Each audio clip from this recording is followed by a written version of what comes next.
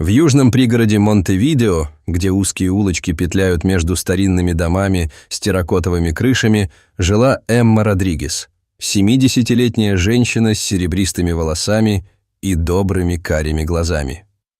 Ее дом представлял собой типичное одноэтажное строение колониального стиля с толстыми стенами из белого камня и высокими потолками.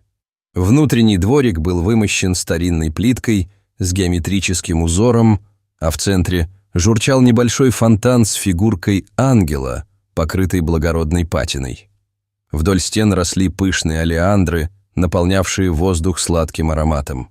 На заднем дворе Эмма обустроила огород с грядками помидоров и пряных трав, а в тени старого мангового дерева лежал плоский камень, отполированный годами использования как место для отдыха. В гараже на крючках висели садовые инструменты с деревянными ручками, потемневшими от времени и влаги. Верстак у дальней стены был покрыт слоем опилок, а в жестяных банках хранились разные гвозди и шурупы. Садовый шланг с латунным распылителем змеился между грядками с петрушкой и мятой, где любил отдыхать единственный компаньон Эммы – Рекс, могучая немецкая овчарка с глянцевой черной шерстью и пронзительными янтарными глазами. В его взгляде читались особая собранность и профессиональная бдительность, привычки, оставшиеся со времен службы в полицейском спецподразделении. В комнате Эммы стоял старый комод красного дерева с медными ручками, доставшийся ей от матери. На нем выстроились семейные фотографии в серебряных рамках, покрытых легким слоем пыли. Массивное зеркало над комодом отражало небольшой садик за окном, где среди камней вилась узкая тропинка, выложенная речной галькой. Настенные часы с кукушкой, привезенные когда-то из Швейцарии, отмеряли время в гостиной, где стояло потертое кресло-качалка с видавшей виды обивкой. История встречи Эммы и ее питомца началась 3 года назад в городском приюте для животных, куда женщина пришла в дождливый октябрьский день, чтобы принести старые одеяла для собак и кошек. В приюте сильно пахло хлоркой и влажной шерстью. Бетонный пол был старательно вымыт, но все равно хранил следы многолетней эксплуатации. Металлические вольеры тянулись вдоль обеих стен длинного коридора, где был хорошо слышен лай десятков собак. Рекс находился в последней клетке, прижавшись к дальнему углу. Его ребра отчетливо проступали под свалявшейся шерстью, а на морде виднелись седые пятна от стресса. Работница приюта рассказала удивительную историю. Рекс был одним из лучших полицейских псов в специальном подразделении по борьбе с организованной преступностью. За 6 лет службы он участвовал в сотнях операций, помог задержать более 50 опасных преступников и обнаружил крупные партии наркотиков. Его послужной список включал множество наград и благодарностей. Но во время одного особо опасного рейда он получил серьезное ранение, защищая своего напарника от вооруженного преступника. После этого пес уже не мог нести полноценную службу, и руководство приняло решение отправить его на пенсию.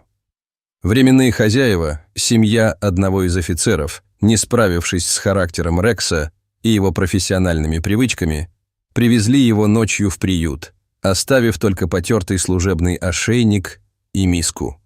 Когда взгляды Эммы и Рекса встретились, пес не скулил и не бросался на решетку, как другие собаки. Он оценивающе посмотрел на нее тем особым взглядом, который бывает только у служебных собак, внимательным и проницательным, словно сканирующим человека насквозь. В его глазах читались и усталость, и достоинство, и готовность к новому этапу в жизни. Через час все документы были подписаны, и новоиспеченная хозяйка вела своего питомца домой.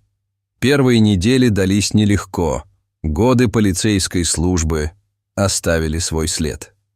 Рекс постоянно осматривал периметр дома, проверял все углы и закоулки, как делал это во время операций. По ночам его мучили кошмары, видимо, воспоминания о последнем рейде. Он вскакивал с тихим рычанием, готовый к действию.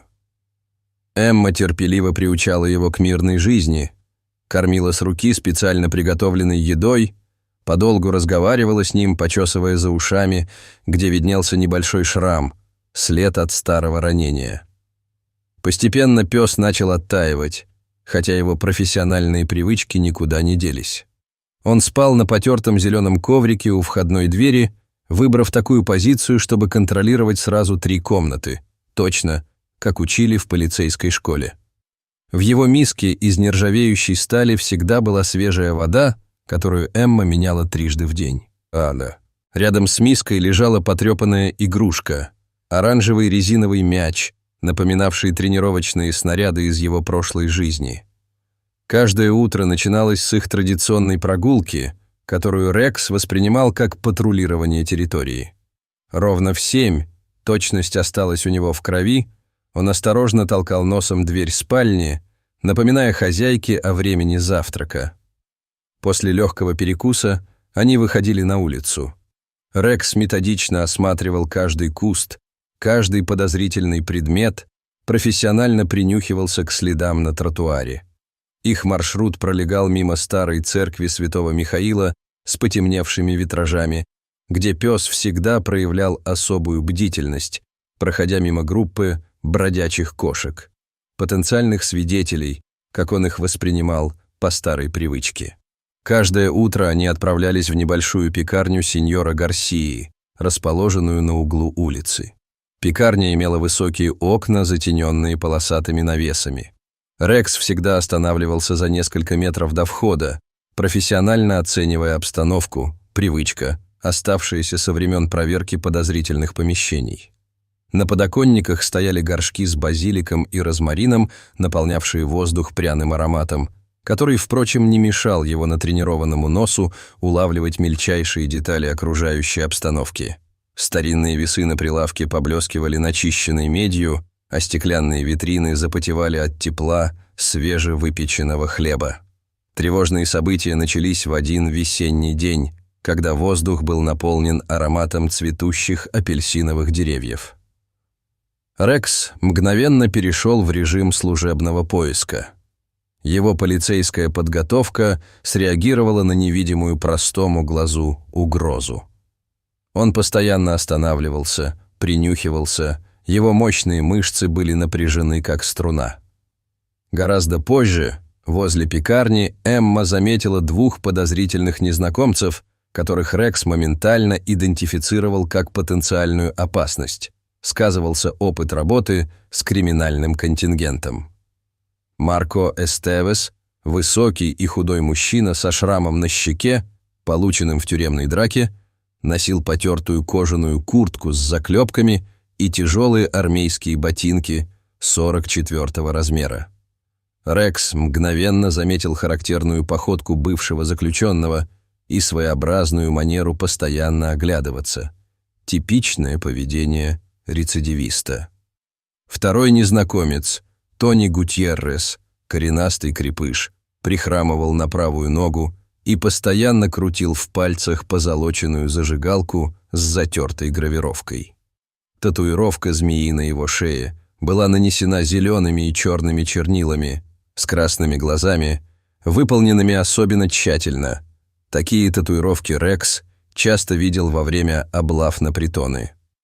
К вечеру того дня небо затянули тяжелые тучи, и начался дождь. На кухонном столе Эммы остался недопитый травяной чай в фарфоровой чашке с синим орнаментом. Газета, раскрытая на странице с прогнозом погоды, шелестела под вечерним ветром из приоткрытого окна. Эмма пыталась читать в своем любимом кресле, но тревога Рекса, основанная на годах оперативного опыта, передавалась и ей. Около полуночи натренированный слух Рекса уловил едва слышный скрежет у входной двери. Звук, который он помнил по множеству полицейских операций. Пес мгновенно занял тактическую позицию перед дверью, используя приемы, отработанные годами службы. Когда дверь с треском распахнулась, и в дом ворвались Марко и Тони в масках, он действовал согласно протоколу задержания вооруженных преступников.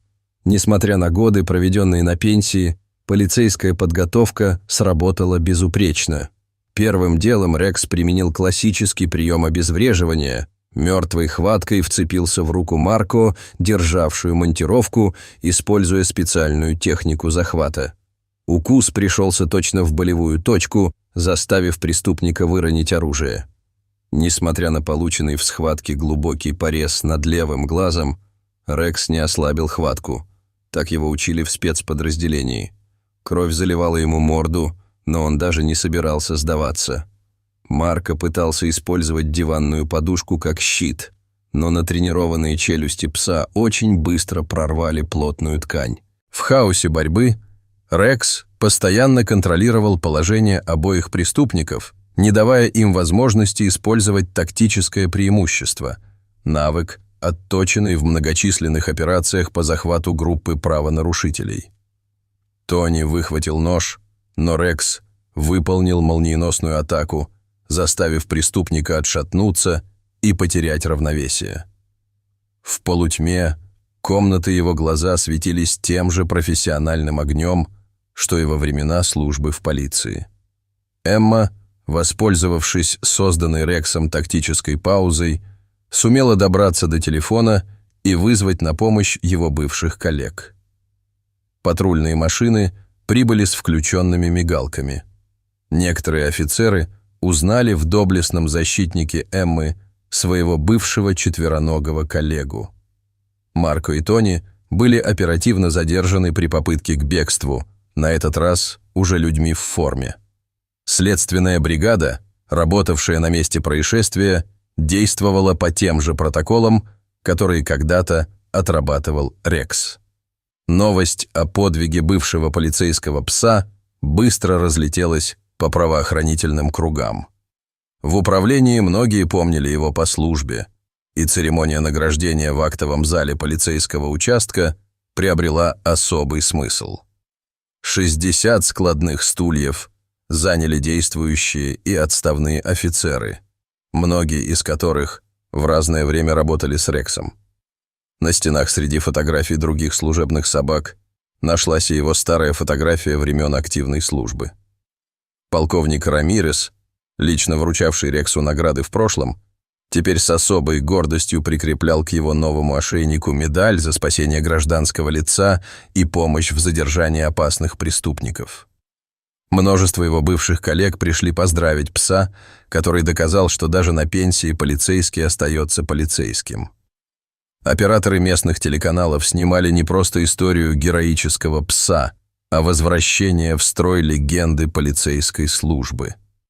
После церемонии жизнь продолжилась в привычном ритме, но теперь соседи знали, что их покой охраняет не просто преданный пес, а профессионал с богатым опытом защиты правопорядка. Его новая медаль заняла почетное место рядом с полицейскими наградами, которые Эмме передали его бывшие коллеги, а фотографии с церемонии награждения дополнили альбом его славной служебной карьеры. Эмма часто смотрела на своего верного друга, размышляя об удивительной судьбе, что свела одинокую пожилую женщину и бывшего полицейского пса, и каждый раз благодарила случай, который привел ее в тот дождливый день в приют для животных.